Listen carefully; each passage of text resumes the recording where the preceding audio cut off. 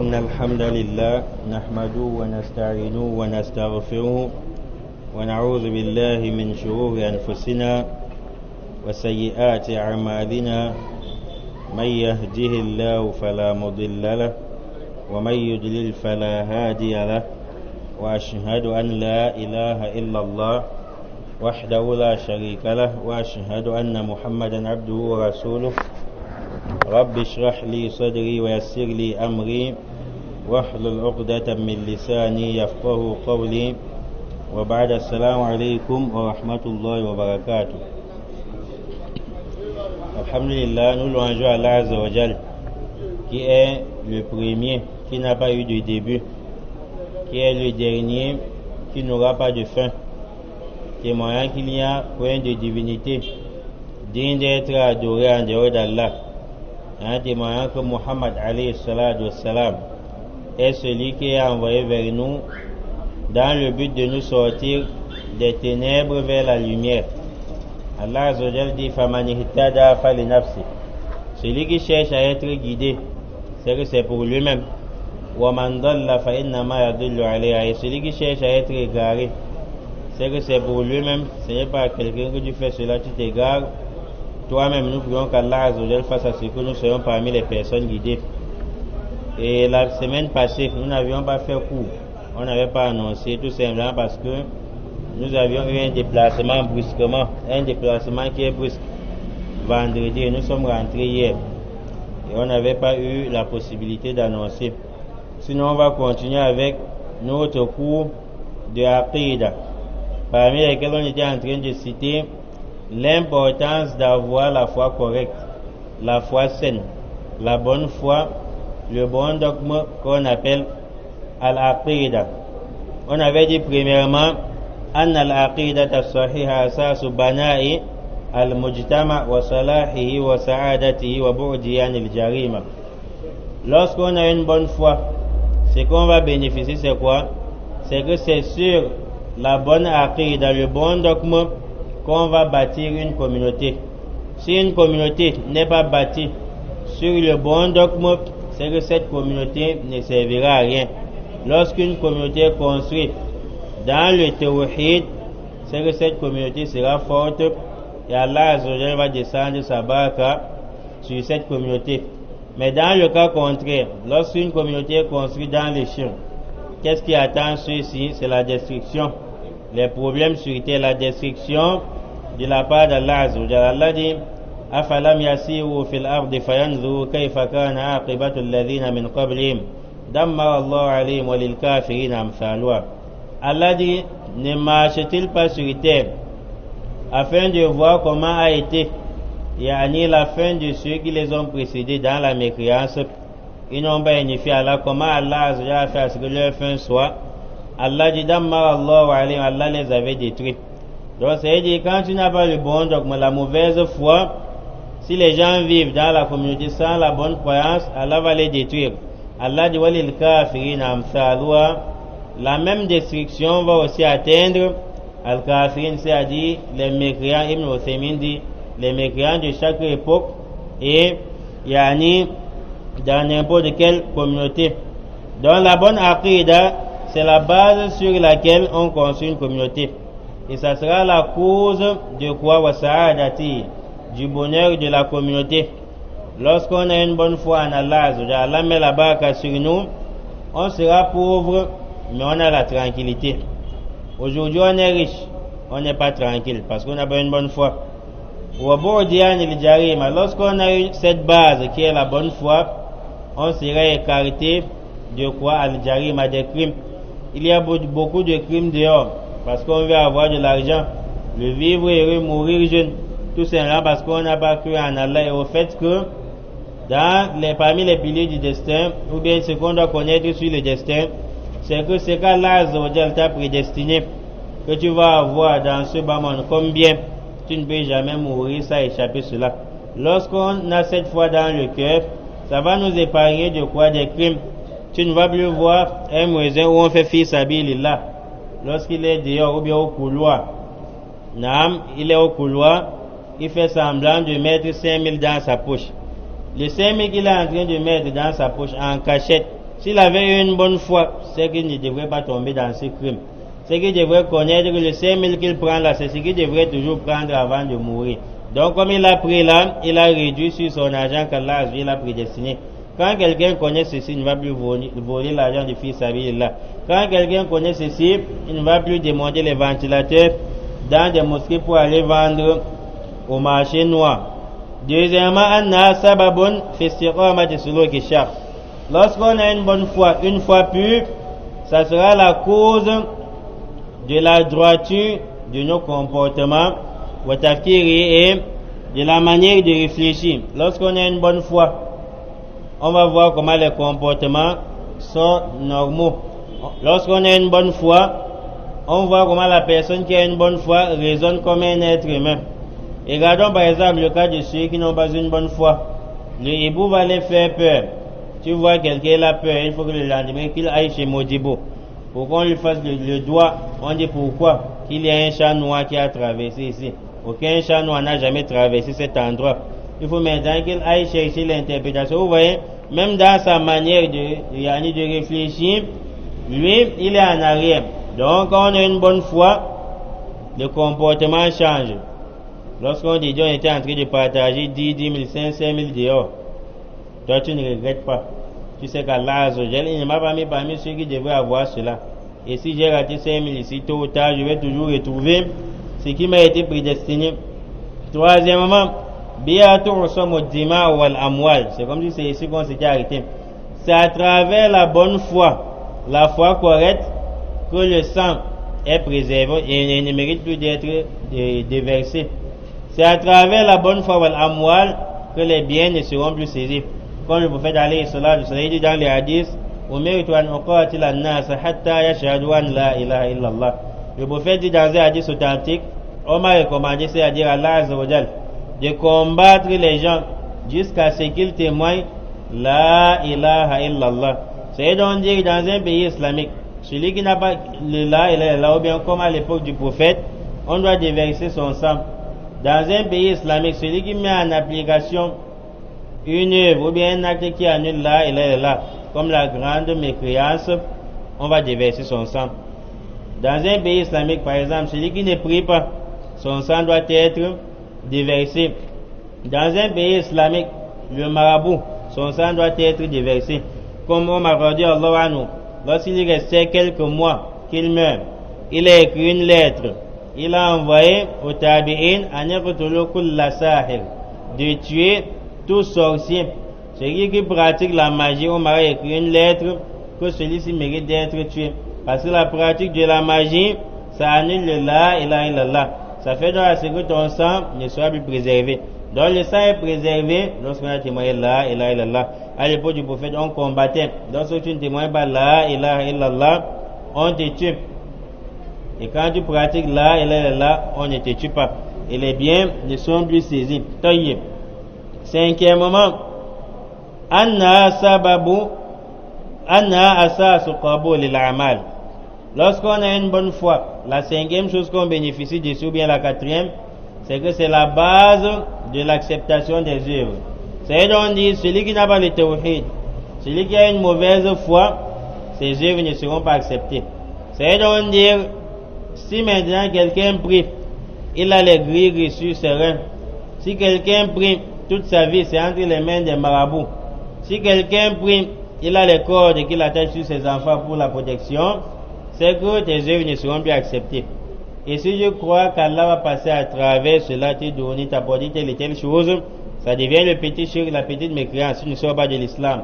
Mais si tu crois fermement que les gris que tu portes, c'est ça qui apporte le bonheur, c'est ça qui te protège, et ça va détruire toutes tes œuvres. Allah dit au prophète alayhi salatu wa salam, Allah dit, وَلَقَدْ أُوحِيَ إِلَيْكَ وَإِلَى الَّذِينَ مِنْ قَبْلِكَ لَإِنْ أَشْرَكْتَ لَيَحْبَطَنَّ عَمَلُكَ. Allah dit, nous t'avions été révélé au Muhammad. Et on a révélé aux prophètes, aux envoyés qui t'ont précédé. Allah dit, لَإِنْ أَشْرَكْتَ, si toi Muhammad, tu associes Allah avec quoi que ce soit, لَيَحْبَطَنَّ عَمَلُكَ, c'est que toutes tes œuvres seront gâtées. Ça veut donc dire, quand Allah dit au prophète, si tu m'associes, tes œuvres seront gâtées. C'est-à-dire, ce qui faisait à ce qu'on accepte les œuvres du prophète auparavant, c'était quoi? Le la ilaha illallah, la bonne foi. Et si tu associes Allah, ça détruit la bonne foi. Allah dit par conséquent, toi Muhammad, tes bonnes œuvres seront gâtées. Donc chacun qui commet le shirk doit comprendre le verset que si tu comptes maintenant sur les gris, tes œuvres seront gâtées. Si tu comptes sur les marabouts, tu as oublié Allah et tu dis peut-être que la vie si c'est entre les mains des gens, tu comptes sur les gens qui vont lire tes étoiles et te dire tes œuvres aussi seront gâtés. Les savants quand ils arrivent ici, ils nous appellent à méditer. Ils disent que si le prophète alayhi salatu wassalam, Allah lui parle en disant que si tu m'associes, toutes tes œuvres seront gâtées. Combien de fois nous qui ne pouvions pas atteindre la cheville du prophète alayhi salatu wassalam en termes d'œuvres? Wallah, chers frères en Allah, le shirk, c'est un péché avec lequel on ne blague pas. Et la plupart des envoyés qui ont prêché le tawhid, ils ont fait le bras de fer parce que Shaitan ne laisse pas. Naam, Allah dit وَكَذَلِكَ جَعَلْنَا لِكُلِّ نَبِيٍّ عَدُوًّا شَيَاطِينَ الْإِنسِ وَالْجِنِّ. Allah dit, il a placé à chaque envoyé qui transmet le message d'Allah Adouan, un ennemi. Allah dit شَيَاطِينَ الْإِنسِ وَالْجِنِّ. Les ennemis, les diables qui sont humains, des êtres humains, les diables qui sont des djinns. Donc quand tu prêches le tawhid, tout comme tous les envoyés, tu dois subir.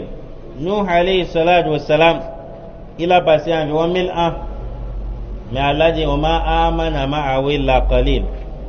Très peu de gens avaient cru en lui. Très peu de gens avaient cru en lui.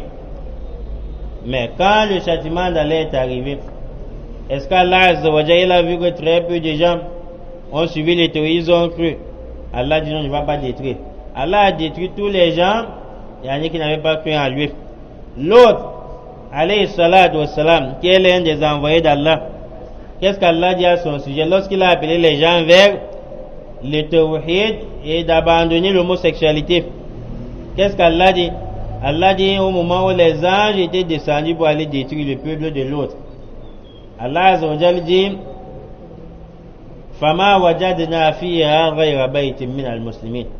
Dans cette cité, la cité où l'autre prêchait, Allah dit n'avait trouvé qu'une seule maison qui avait cru en Allah Azza wa Jalla. Ghayra baytin min al-muslimin. Allah n'a trouvé aucune maison qui a cru en Allah, qui s'est soumis. Ghayra baytin, yani en dehors d'une seule maison. Sauf quelle maison? La maison de l'autre, alayhi salatu wassalam. Et le prophète Muhammad nous dit, alayhi salatu wassalam, que Yawm al-Qiyamah, on lui a présenté, Allah lui a présenté des communautés.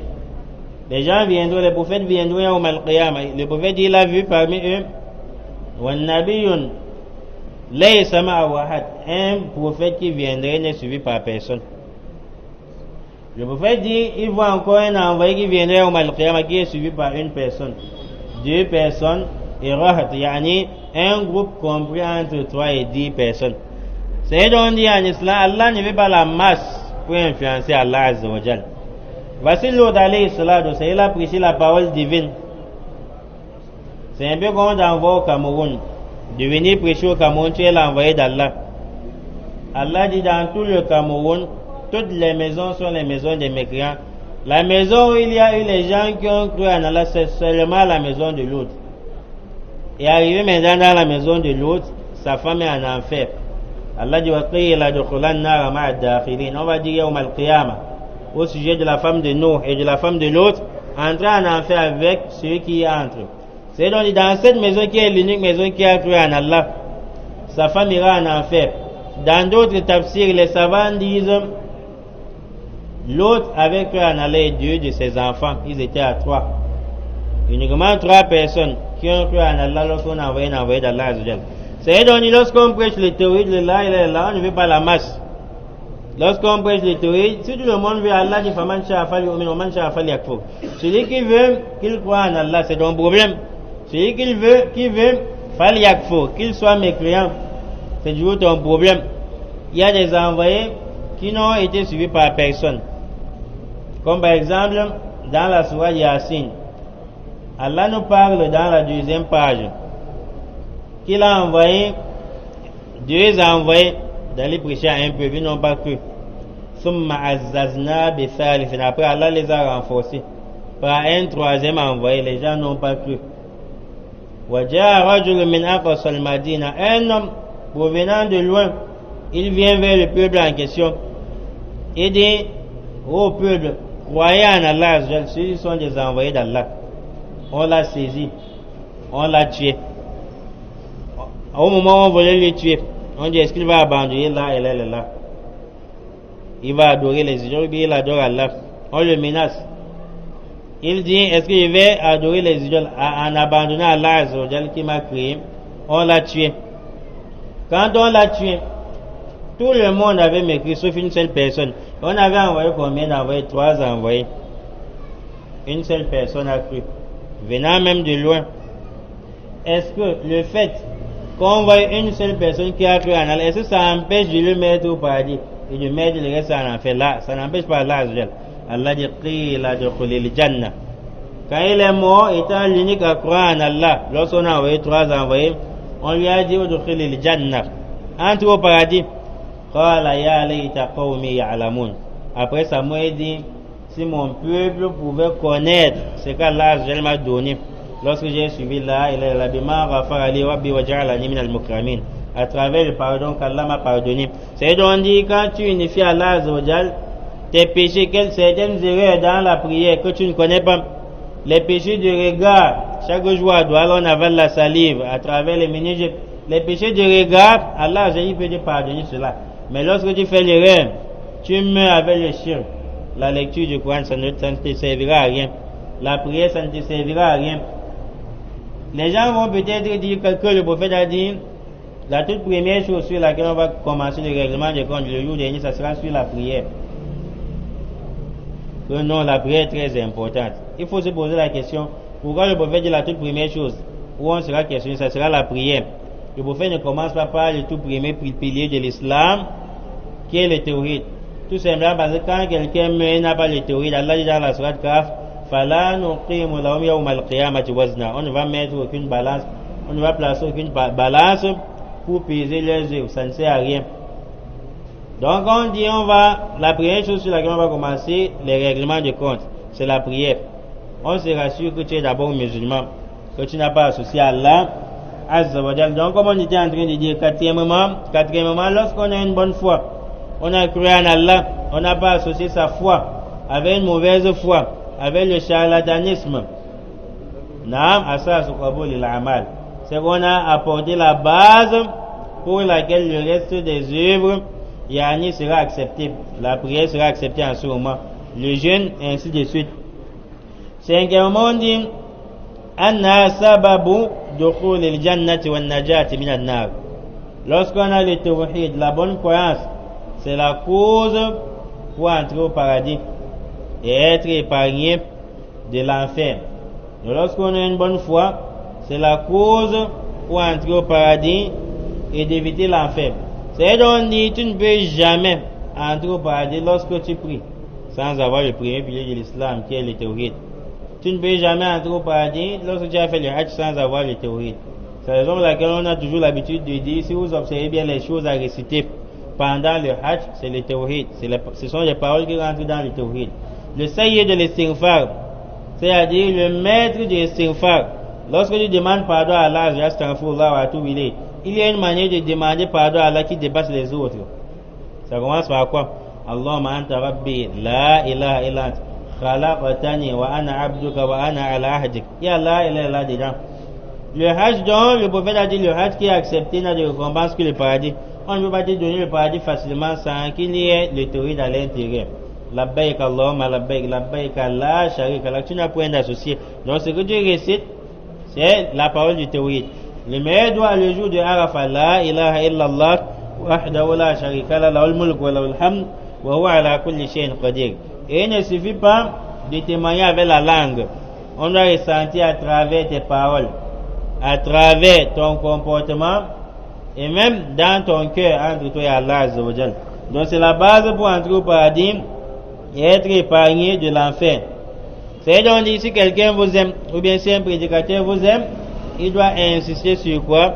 Sur la ilaha illallah, le tawhid, qui est la base pour entrer au paradis et être épargné de l'enfer.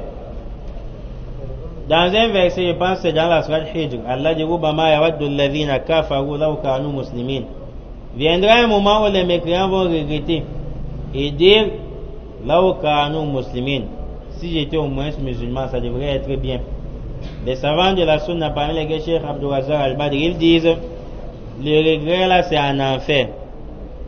Lorsque les gens seront en enfer, le voleur il termine sa durée, il sort. Celui qui avait mal prié, il termine sa durée en enfer, il sort. Celui qui était fornicateur, il termine sa durée en enfer, il sort. Celui qui faisait la photographie, il termine sa durée en enfer, il sort. Le calomniateur termine sa durée en enfer, il sort. Tous les fauteurs sortent de l'enfer, sauf les mécréants, ceux qui associent à Allah. En ce moment, ils vont regretter. Ils vont dire, si on était musulman, c'est-à-dire, si on n'avait pas apporté l'acte qui détache le fait d'être musulman, l'acte qui annule l'islam, et être musulman, ça devrait être meilleur. C'est que ceux-ci, les voleurs, ceux qui sortent de l'enfer, les calomniateurs, ceux qui sortent de l'enfer, c'est qu'on devrait sortir ensemble. Et voilà comment les gens vont vider l'enfer. Les mécréants, les associés vont demeurer là-bas. Allah dit Inna alladhina kafaru min ahli al-kitab wal mushrikin fi nar jahannam khalidina fiha ulaika hum sharrul bariyah. C'est de ceux qui ont associé Allah Azza wa Jal parmi les gens du livre. Et yani ceux qui ont mécru à Allah parmi les gens du livre. Et les associateurs, Allah dit fi nar jahannam, ils seront jetés dans le jahannam, l'enfer qu'on appelle jahannam. Khalidina fiha, ils seront éternels. Allah dit ulaika hum sharrul bariyah. Ils seront des mauvaises créatures auprès d'Allah Azza billah. Tayyib. On dit at-tawhid aslun fil bashariyya. C'est un autre titre. Le tawhid, l'unicité d'Allah, c'est la racine de l'être humain. On a créé l'être humain à travers le tawhid. L'être humain à la base est celui qui se soumet à Allah Azza et celui qui a le tawhid. C'est pourquoi le prophète dit dans un hadith, tout enfant qui naît étant musulman, فَأَبَوَاهُ يُهَوِّدَانِهِ أَوْ يُنَصِّرَانِهِ أَوْ يُمَجِّسَانِهِ. Ce sont ces deux parents qui le transforment en chrétien, en juif ou bien en majus. Quand quelqu'un naît les musulmans avec le tawhid, dans la sourate Al-Araf, Allah nous rappelle dans la sourate Al-Araf qu'il avait extrait tous les fils d'Adam qui devraient exister dans ce bas monde. Allah dit ne suis-je pas votre Seigneur? Tout le monde parmi nous a témoigné, oui Allah, on accepte que tu es notre Seigneur. On a accepté d'unifier Allah Azza wa Jal. Lorsqu'on sort des reins de nos parents, on a déjà eu cet engagement avec Allah qu'on va l'unifier sans toutefois l'associer. Mais quelqu'un va dire, ne se rappelle pas de cet engagement, oui. Tout comme lorsqu'on t'a accouché, si on te demande de te rappeler de la toute première personne qui t'a tenu en main, tu ne peux pas. Ou bien lorsque tu as eu la vue, après la naissance, si on te demande de te rappeler des 10 premières personnes que tu as eu à voir, les 10 premières faces, ou bien de ceux que tu as vu la première année, tu seras incapable de te rappeler. Mais si on te demande est-ce que ça existe, tu vas dire oui, les gens t'ont porté étant petit. Tu as vu des gens étant petits, mais tu ne peux pas te rappeler. C'est la même chose. Allah a pris l'engagement avec nous. Nous avions dit, on va unifier Allah. Donc quand quelqu'un est né avec le tawhid, c'est la raison pour laquelle si vous prenez par exemple un enfant, vous entrez chez le marabout, il aura peur. Parce que son âme est encore sainte. C'est nos différents âmes qui sont sales, à travers le shirk, le mensonge, le haram qu'on consomme. Quand tu entres avec l'enfant chez le marabout, la maison du marabout est wassa wassa, l'enfant a peur, ça lui donne la peur. Et toi, comme ton âme est sale, tu entres là-bas, tu es à l'aise. Quand tu demandes à l'enfant d'aller mentir, d'aller dire que tu n'es pas là, l'enfant va dire que le père a dit que je viens dire qu'il n'est pas là, là-bas il ne connaît pas ce qu'on appelle mensonge. Et je me rappelle une fois au village, étant à côté de mon oncle, il y avait les gens. L'enfant vient dire que la mère a dit au père de donner l'argent pour qu'on parte acheter le foleret. Le père a dit, vas-tu lui dire que je ne suis pas là? Comme la maison avait deux portes, la porte de derrière, la porte qui est au niveau de la devanture. L'enfant part. Étant derrière, on entend ici, l'enfant dit à la mère, Il a dit que je viens dire qu'il n'est pas là. Et on s'est mis à rire. L'oncle l'a appelé pour lui donner l'argent d'aller acheter le frère. À la base, il ne connaît pas le mensonge, il ne connaît pas la désobéissance à Allah Azza wa Jalla. Donc, on dit, وَقَدْ كَانَ النَّاسُ عَلَى التَّوْحِيدِ. À la base, depuis l'époque où Allah Azza wa Jalla, il a fait descendre Adam sur terre, tout le monde était sur l'unicité d'Allah Azza wa Jalla. وَالدِّينِ الْقَوِيمِ, et la religion de droiture. مُنْذُ خَلَقَهُمُ اللَّهُ, depuis l'époque où Allah Azza wa Jalla les a créés. ثُمَّ حَدَثَ الشِّرْكُ بَعْدَ ذَلِكَ. C'est ensuite que le shirk est venu transformer les gens. وَكَانَ مَبْدَأُهُ فِي قَوْمِ نُوحٍ.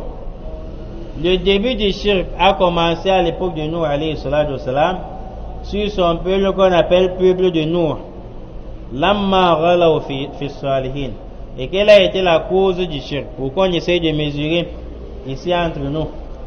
Ce qui avait attiré le shirk sur terre, lorsqu'au début, depuis Adam, ses enfants, ses petits-fils, il n'y avait que l'unicité d'Allah Azza wa Jal. Ce qui était la cause du shirk, lamma ghalaw fi salihin. C'est lorsqu'on a transgressé, on a été excessif sur as-salihin, les personnes pieuses. C'est-à-dire qu'on a fait l'éloge des personnes pieuses jusqu'à déborder les limites. Lorsque les personnes pieuses étaient mortes, le diable vient dire aux gens, il faut façonner leur image. Vous vous rappelez Dieu.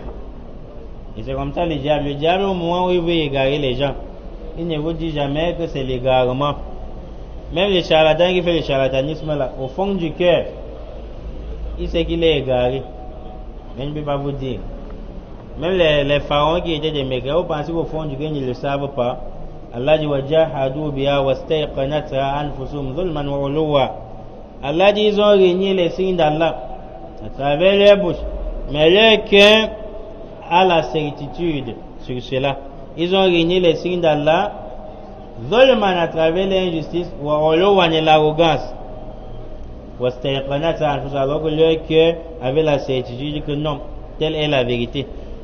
Même les marabouts ils savent qu'ils sont égarés, mais ils ne peuvent pas vous accepter cela. Donc il est en train de dire, le diable n'égare jamais les gens, il dit que ça c'est l'égarement. Tout comme le marabout, il ne va jamais te dire que c'est l'égarement. Il va toujours te dire que c'est le doigt. Il change le nom. Ce n'est pas en changeant le nom que ça change la réalité de la chose auprès d'Allah. Si tu veux prendre la bière, tu mets jus Fanta, joli jus sur ça, ça ne va pas changer la sentence.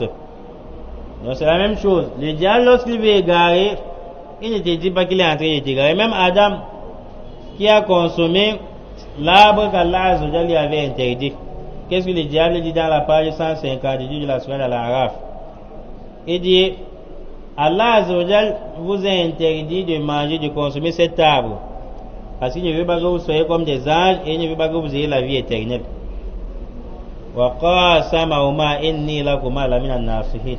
Et le diable a encore juré en disant, je suis pour vous un conseiller, c'est-à-dire un bon conseiller.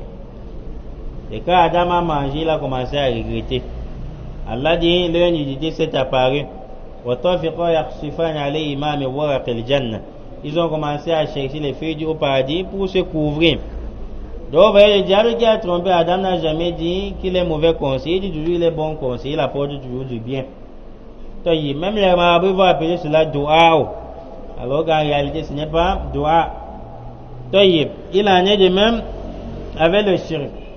Comment était le début du shirk sur terre? Ça a commencé à l'époque de Nuh alayhi salatu wassalam.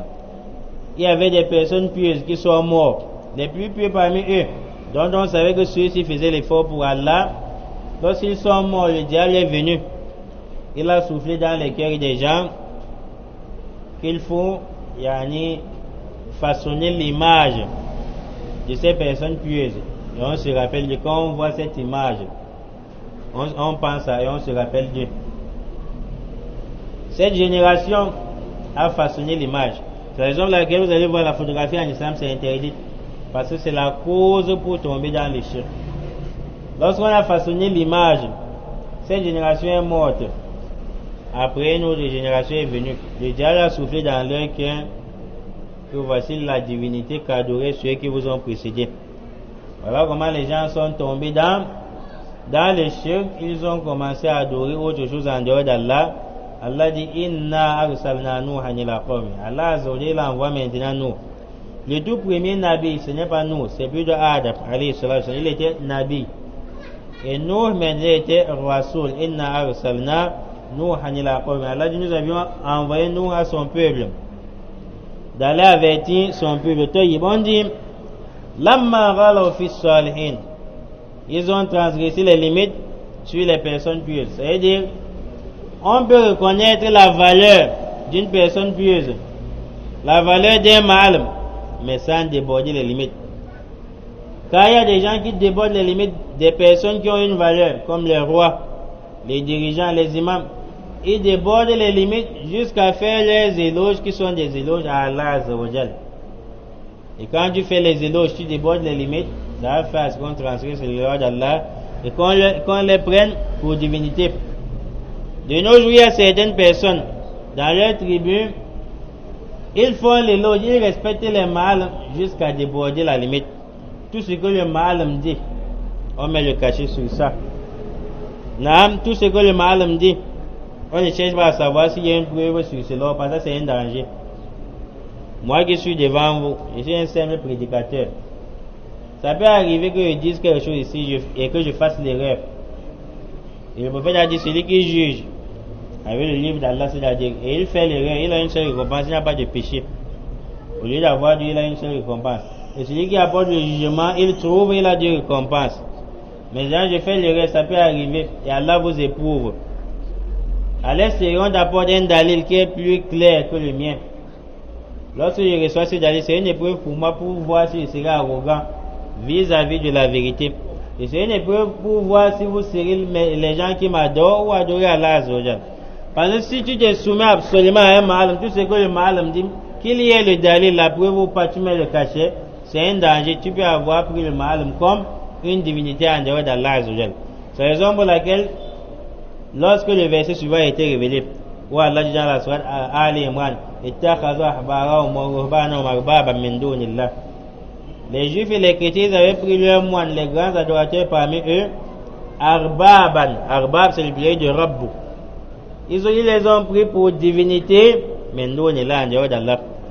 À la 9e année de l'Égypte, Adi, qui est l'un des compagnons qui était d'abord juif, il s'est islamisé. Il dit au prophète non. Auparavant, quand nous étions juifs, nous n'avions jamais adoré nos prêtres, nos moines, ainsi de suite. Mais quand on entend le verset, Allah dit ils ont pris leur ma'alim pour divinité. Le prophète lui pose la question que lorsque tu étais juif, n'était-il pas vrai que ces moines les interdisaient ce qu'Allah a autorisé? Vous les suiviez? Il dit oui. N'était-il pas vrai qu'ils autorisaient ce qu'Allah a interdit et vous les suiviez? Il dit oui. Le prophète dit Fatil Kaibadatu. Vous les avez pris pour divinité. C'est-à-dire, on dit ceux qui ont mis leur cœur entre les mains de Ma'alim. Tu peux croire que tu es musulman chaque jour, alors qu'en dehors d'Allah, ta divinité, une autre divinité pour toi, c'est le Ma'alim. C'est la raison pour laquelle vous allez voir, lorsque le prophète a cité 70 000 personnes qui iront au paradis sans être châtiées, sans être jugées. Quand il avait parlé ainsi au combat, il est entré chez lui. Les compagnons ont commencé à faire des petits débats. Peut-être c'est ceux qui n'ont jamais associé à Allah. Peut-être c'est ceux qui sont nés dans l'islam. Ils ont grandi dans l'islam. Peut-être. Quand le prophète sort, on lui fait part de cela. Le prophète dit lorsqu'il cite les qualités, il dit parmi les gens qui figurent dans la liste des 70 000 personnes qui entreront au paradis sans jugement ni châtiment, le prophète dit ce sont ceux qui ne cherchent pas à ce qu'on leur fasse la ruqya. C'est-à-dire avec ta maladie, tu ne peux pas voir le mal qu'il te fasse la ruqya. Mais ça ne veut pas dire que demander qu'on te fasse la ruqya c'est haram en islam. Ça ne veut pas dire que c'est haram en islam. Parce que le prophète, on a fait la ruqya sur lui. Les anges, ils ont lu Falak et An-Nas lorsqu'on a ensorcelé le prophète. Le prophète a fait la ruqya sur les gens. Comme par exemple Hassan et Hussein.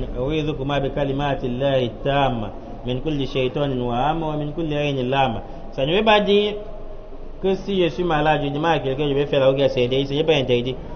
Mais pour avoir plus de mérite, c'est que lorsque je suis malade, je ne vais pas qu'on me fasse la ruqya. Et vous allez dire que si quelqu'un a la maladie des djinns, il est en train de se déshabiller, on dit non, laisse. Pour qu'il y ait beaucoup de mérite. Une femme se déshabille, elle est en train de courir, là, tu dis non, laisse. Il faut qu'elle figure dans la liste des 70 000 personnes qui entreront au paradis sans jurement. Non. Dans ce cas, c'est un cas de droit, on peut lui faire la ruqya. Ce qu'on sous-entend ici, c'est que ce sont des gens qui apprennent. Ils connaissent eux-mêmes faire la ruqya. Donc ici, il faut souligner le mot apprentissage. Il faut savoir qu'on n'entre pas au paradis facilement, étant un ignorant. Donc tu connais les doigts, min al-kitab wa sunna, que tu peux réciter, tu n'as pas besoin de malm. Ce qui se cache derrière, c'est quoi? C'est parce qu'à force d'aller chez le malm, qu'il te fasse la ruqya, tu peux prendre le malm comme une divinité en dehors d'Allah sans t'en rendre compte. Quand on dit par exemple que le malm, il a voyagé. Tu viens mal, mais là c'est urgent, il a voyagé. Oh merde, je vais faire comment? Il a déjà oublié Allah Azza wa Jal. Quand tu dis je vais faire comment? Oh, on ne peut pas les dépêcher. Je peux payer son aller et retour. Allah est moi, Allah n'est pas moi, il est Al-Hayy, Al-Qayyum. Allah ne meurt jamais. Il est là. Dans Allah Azza wa Jal, il ne meurt jamais. Il est Al-Hayy, Al-Qayyum. C'est la raison pour laquelle c'est venu dans les hadiths, celui qui lit Ayatul Kursi, rien ne l'empêche d'entrer au paradis sauf la mort. C'est-à-dire quand quelqu'un lit Ayatul Kursi, il mérite déjà le paradis. Si tu as lu Ayatul Kursi, tu comprends ce que tu dis et tu mets en application. Allah Al-Hayy, le vivant, qui a la vie éternelle. Donc ta tête ne doit pas chauffer sur le mal, mais absent. Al-Qayyum, Al-Qayyum veut dire Qiyam, le stationnement. Al-Qayyum veut dire Allah qui subsiste lui-même et qui est la cause de notre subsistance. Tu ne peux rien avoir ici comme richesse, comme soutien, sans que ce ne soit le soutien d'Allah Azza wa Jal. Donc quand tu dépends des malhums, c'est un danger. Quand le malhomme n'est pas là, tu peux te soucier. Et ces soucis vont faire à ce que tu prennes le malhomme comme une divinité sans t'en rendre compte. Et il ne faut pas faire l'éloge des autres personnalités, on déborde les limites. Jusqu'à ce que tu fasses l'éloge d'un roi, tu débordes les limites. D'autres disent quand je demande à Allah, il ne donne pas. Quand je te demande, tu me donnes. On a vu une vidéo comme ça, c'est le coffre, la mécréance. Tu sors de l'islam. Tu as transgressé, débordé la limite sur le roi bien, celui qui a une autre personnalité. Ou bien le si ce n'était pas toi. Ah. Quand tu fais l'éloge de celui qui a apporté le bien dans le quartier, tu dis si ce n'était pas toi, c'est qu'on ne devrait pas avoir la lumière dans ce quartier. Ça c'est le coffre, waliyaz billah. On dit si ce n'était pas Allah. Ou bien tu fais l'éloge d'un mal à ça. Au moment où tu veux saluer le mal, tu baisses ta tête. Quand tu salues le mal, tu baisses ta tête, ce n'est pas permis. On ne demande pas de négliger les mal, il faut donner leur valeur. Honorer les mal. Honorer les gens qui ont mémorisé le Coran, parce que ce n'est pas facile. Mais sans déborder la limite, de manière à ce que lorsque tu les salues, tu baisses la tête. Quelqu'un va dire, ouais, le dalil qui est interdit. On va te rappeler que lorsque tu es dans l'incapacité de prier debout, ou bien de faire le ruku normalement, et le sujoud normalement, qu'est-ce qui se met souvent à la place du ruku et du sujoud? C'est le fait de baisser la tête. On fait uniquement à Allah Azza wa Jal. Donc on ne fait pas aux créatures. Donc quand tu salues le mal, tu baisses le corps, ce n'est pas permis en islam. Ou bien ceux qui vont jusqu'à faire le sujoud au chéou, de chéou est là. On est en train de changer ce qu'on appelle le zikri. On change, je ne sais même pas d'où ils ont puisé cela. Ils chantent après, tu entends le Allah, comme des fous, Allah, comme ça. Après tu vois certains qui se prosternent auprès d'un chien, ou ça c'est le chien, et si le chien a accepté cela, il est fier. On le prône, on l'élève en degré. Ce qu'on fait à long de fin, c'est que le chien est le dirigeant des kuffars. Il est comme le diable. Non, il est en route, billah. Man ubida wa huwa radin. On l'a adoré, il a agréé. On fait les éloges, on déborde la limite. Mais là, le chien atteint déjà le niveau où il bénit les gens. Comme là-bas au village, il y a certains cas comme ça. L'un de nos frères musulmans, lorsqu'on a prêché sur le tawhid, on sortait, il dit, quand il était, avant de comprendre le kitab et la sunna, il dit, il y avait un chien qui lui a demandé de compter, réciter certaines choses. Il récite la nuit, certains rêves viennent, les rêves des djinns. Et on va te faire comprendre que ce sont les anges qui sont descendus. On va te faire comprendre que ce sont les anges. Alors qu'en réalité, ce ne sont pas des anges. Il dit un jour, le chiot, il a retiré son chapeau, il a trempé dans l'eau. Les gens ont bu pour chercher la bénédiction. Vous voyez, quand on a fait les éloges, on a débordé les limites, ça a fait à ce qu'il devienne ton route. Ton route veut dire le dirigeant des kuffars. Donc tu es l'allié du diable, tu es comme Shaitan. Tu es devant avec le drapeau d'égarement, les gens, ils te suivent. Et récemment, lorsque certains rentraient de la Mecque, j'ai une vidéo ici dans mon téléphone où une maman est en train de monter sur les escaliers pas à pas, qui n'est même pas d'abord bien habillé, comme Allah a recommandé. Elle soulève le pied, on met l'assiette en bas, on verse l'eau. Elle soulève le pied gauche, on rince son pied. Tu vois en live comment une femme est en train de boire. Parce qu'elle a piétiné la terre de Makkah, la bénédiction. On doit laver pour boire. Vous voyez, c'est ce qu'on vient de dire. Lorsqu'on a la bonne foi, ça va une festiqa, on va dire sous l'eau qui cherche. Celui qui a la bonne foi, la foi correcte, sa manière de raisonner sera fiable. Mais celui qui n'a pas une foi, il raisonne comme un animal. Donc, la cause du shirk sur terre, c'est le fait de faire l'éloge des personnes pieuses jusqu'à déborder les limites. Ça fait à ce que tu cherches les agréments bien, ça fait à ce que tu leur donnes le droit d'Allah, jusqu'à ce que les personnes pieuses qui étaient mortes, on a façonné leur image. Les gens se rapprochaient auprès d'eux, ils ont commencé à les adorer. Allah dit dans le Coran, sur le Baqarah, verset 213, dans la page 33, Allah dit Kana an-nas ummatan wahida. Allah dit au début, an-nas, les gens, Kana ummatan wahida, les gens étaient une seule communauté. Une seule communauté veut dire quoi? Tout le monde était sur là, il est là. Voilà la signification d'une seule communauté. Donc on dit le sunnah wal jama'a. Ou bien lorsqu'on parle du vivre ensemble, d'éviter la division, comme c'est venu dans Ali Imran, le sens de cette unité-là, c'est celui-là et là, il est là. C'est pas qu'on reste là. Le pasteur a la place ici. Chacun fait comme il veut, on prêche, on ne gêne personne. Là, on doit gêner. C'est parce que le prophète a gêné les gens qu'il a pris la fuite pour Madina. Donc on ne va pas venir ici chaque jour, on parle du bon comportement. Si on parle du bon comportement chaque jour, ça va nous faire oublier qu'Allah a donné les châtiments de l'épreuve, dur en châtiment. Et si on parle du châtiment tous les jours, ça va nous faire oublier qu'Allah est Ar-Rahman Ar-Rahim, le miséricordieux. Donc on doit parler de Dieu, on ne doit pas chaque jour, je viens ici, je regarde le visage des gens. Je sais qu'un tel, c'est un charlatan. L'autre, c'est quelqu'un de la bida. Celui-là, il a les gris sur lui. Bon, on fait le vivre ensemble. Je viens ici, quand je prêche, j'observe le visage des gens et je saute les parties. Ça ne va nous servir à rien. C'est qu'on ira tous en enfer, ça ne va servir à rien. Non, c'est qu'on ira tous en enfer et ça ne va nous servir à rien. On doit dire la vérité. Sachez que la vérité, très peu de gens suivent la vérité. On ne veut pas une masse pour suivre la vérité. Si nous voulons, nous tous, on est mécréants vis-à-vis des recommandations d'Allah, ça ne va réduire rien sur Allah, ni faire quelque chose à Allah. Donc on doit dire la vérité afin d'échapper le châtiment d'Allah. Donc les gens étaient d'abord une seule communauté. Quand Allah dit une seule communauté, c'est donc dit sur là, elle est là. Si maintenant il y a une division, lorsqu'on nous fait comprendre qu'au départ on était une seule communauté, Allah a conjugué le verbe au passé. Les gens étaient auparavant une seule communauté. C'est donc dit actuellement ils sont comment ils sont d'une seule communauté. C'est-à-dire en réalité ici, qui apporte la division? C'est celui qui a apporté la bida qui a apporté la division.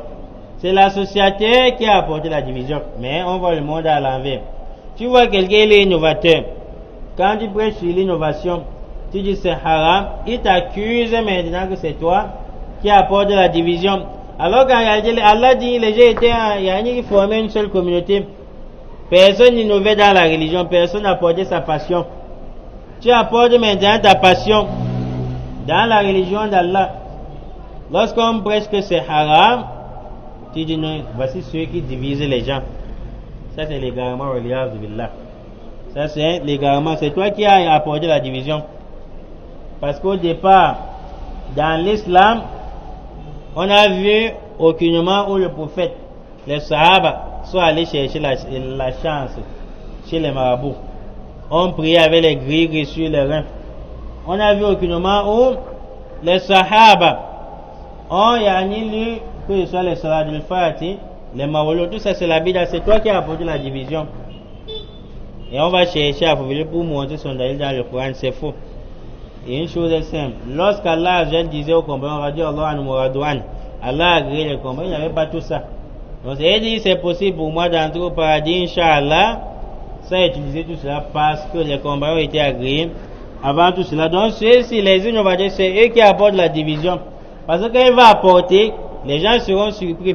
Quand l'époque du prophète, il n'y avait pas telle chose. Maintenant, quand tu as apporté, les gens te suivent, il y a déjà deux groupes. En réalité, c'est l'innovateur qui apporte la division, pas celui qui se cramponne sur le livre d'Allah Azzawajal et la Sunna. فَبَعَثَ اللَّهُ النَّبِيِّينَ مُبَشِّرِينَ وَمُنذِرِينَ. Ensuite, il y a eu division. Allah Azzawajal a envoyé des envoyés, des prophètes, Mubashirin, qui annoncent la bonne nouvelle. Annoncer la bonne nouvelle veut dire les mérites du jeûne, les mérites du hajj, comment est le paradis, si tu fais des choses, tu iras au paradis. Wamundirin, et avertisseur. Avertisseur veut dire, on va interdire ce qui est blâmable. On va interdire ce qui est sûr, ce qui est mécréance. Donc Allah il a envoyé les envoyés pour deux choses. Annonciateur de la bonne nouvelle et avertisseur. C'est-à-dire on dit un prédicateur s'il parle chaque jour du bon comportement, du vivre ensemble, il oublie l'autre, c'est qu'il ne ressemble pas aux envoyés d'Allah dans sa da'wa. Et Allah dit encore dans la sourate Yunus verset 19, وَمَا كَانَ النَّاسُ إِلَّا أُمَّةً وَاحِدَةً فَاخْتَلَفُوا. Les gens n'étaient qu'une seule communauté et ensuite ils ont divergé. وفي الحديث القدسي, c'est venu dans le hadith al-Qudsi, يقول الله عز وجل, Allah dit. Maintenant c'est quoi hadith al-Qudsi? Le hadith al-Qudsi, c'est un hadith qui vient. Le prophète rapporte ce hadith, mais en réalité celui qui parle dans le hadith c'est Allah. Le prophète nous dit Allah a dit que, mais ça vient plus dans un hadith, c'est ce qu'on appelle hadith al-Qudsi. Et les savants ont dit dans le hadith al-Qudsi c'est Allah qui parle, dans le Coran c'est Allah qui parle. Mais quelle est la différence entre les deux? C'est que le Coran on utilise pour prier, mais le hadith al-Qudsi on n'utilise pas pour prier. Il faut toujours prier parce qu'il ne faut pas que quelqu'un vienne un jour ici, au moment où on le place devant pour prier. Il dit voilà dalin amin khalaqtu ibadi hunafa kullahum fajtala mushayatin. Non, on est pris avec le hadith al-Qudsi. Naam.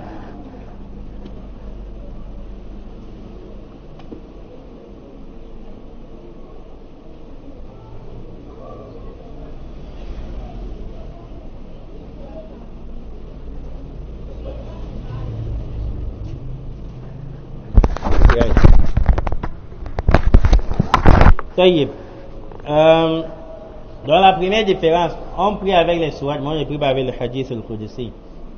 Deuxième différence, on a des hadiths Qudsi qui est faible, qu'on ne travaille pas avec.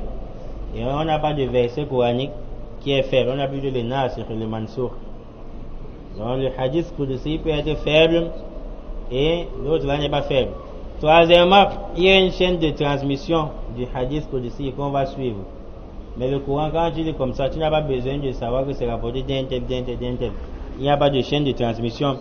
Pour chuter avec ce hadith, on dit, Allah dit dans ce hadith al-Qudsi, Khalaqtu ibadi hunafa kullahum.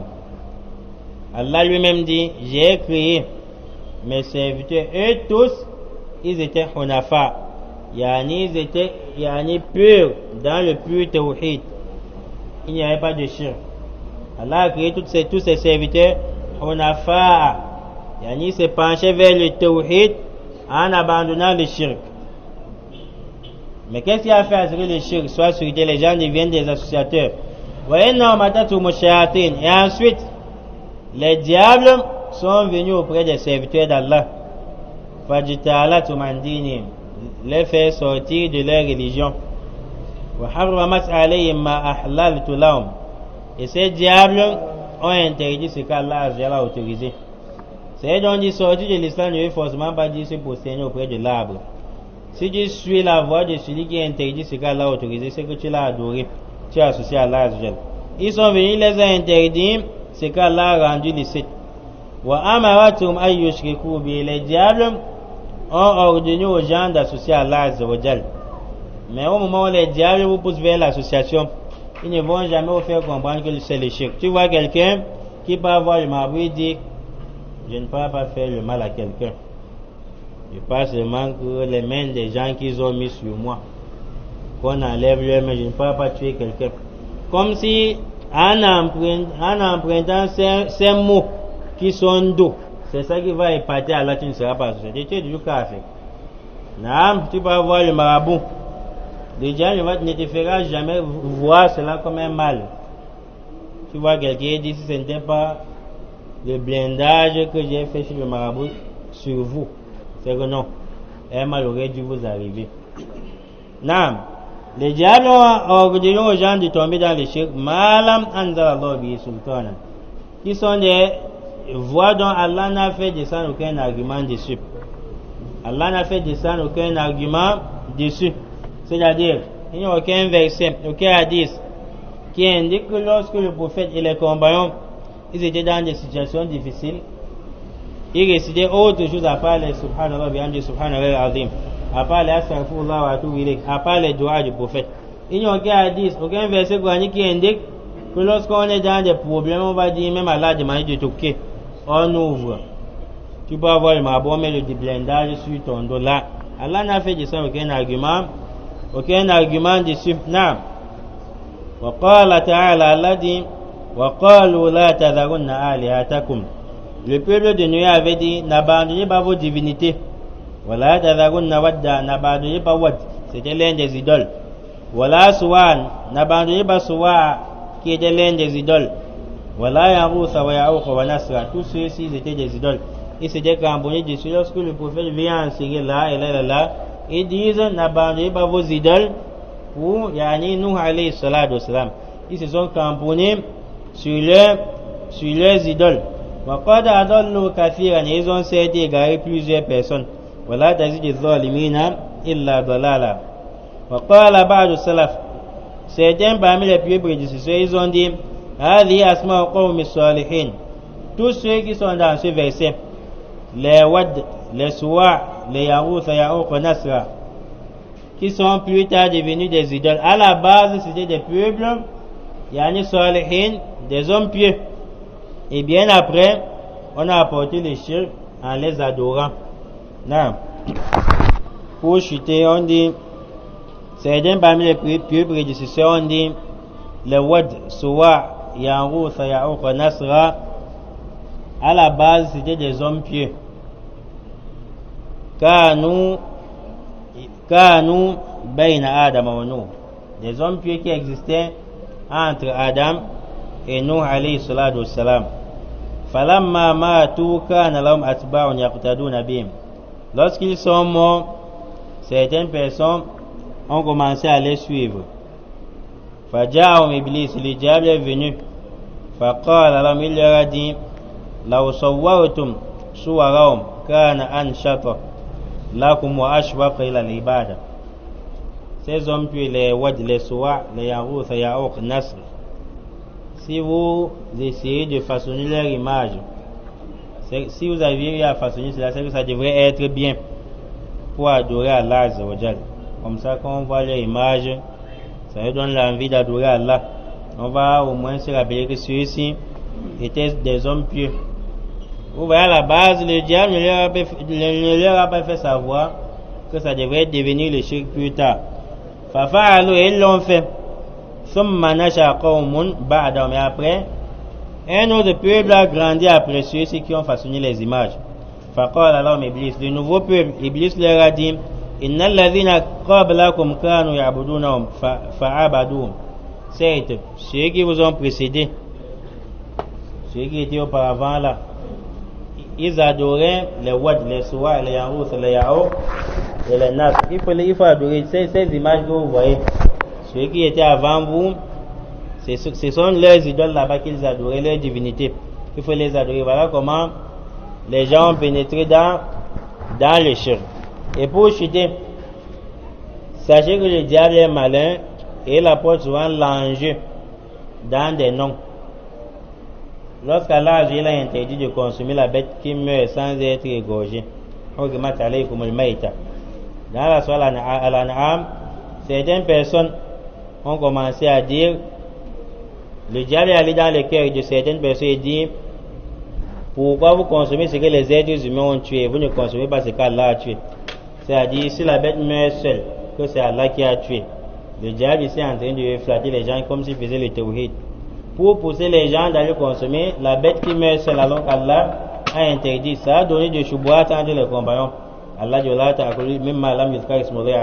jusqu'à la fin du verset. Et aujourd'hui, au sujet d'héritage, il y a souvent des jeux de mots. Quand on dit il faut partager les biens équitablement entre les hommes, l'homme prend le double de ce que la femme va prendre. Le diable soit un mot de passe pour voler le livre d'Allah. Si on tombe d'accord qu'on va laisser la maison à l'héritier, pour que le hostage essaie un peu de modérer et qu'il dise oui. Non, on ne doit pas tomber d'accord bêtement, parce que l'enfant qui est dans le ventre n'est pas tombé d'accord. L'enfant qui a 3 ans, s'il tombe d'accord, ne considère pas, parce qu'il ne sait pas ce qu'il est en train de faire. Et Inch'Allah, on va s'arrêter là. Non, question. 3 qualités. Non, ils ne demandent pas ce qu'on leur fasse la prière. Ils ne font pas le mauvais présage. Le fait de sortir, tu vois un oiseau, tu chasses l'oiseau, s'il va à gauche, son aile droite sera où tu es. Tu dis que non, cette marche sera bien, ce voyage sera bien. C'est une manière de se faire soigner avec le feu qu'on appelle al-kayo. Et qui se confie à Allah Azza wa Jal. Est-ce qu'il y a des questions? S'il n'y a pas, on s'arrête là. Wallahu a'lam. Subhanaka Allahumma wa bihamdik. Ashhadu an la ilaha illa anta astaghfiruka wa atubu ilayk. Wassalamu alaykum wa rahmatullahi wa barakatuh.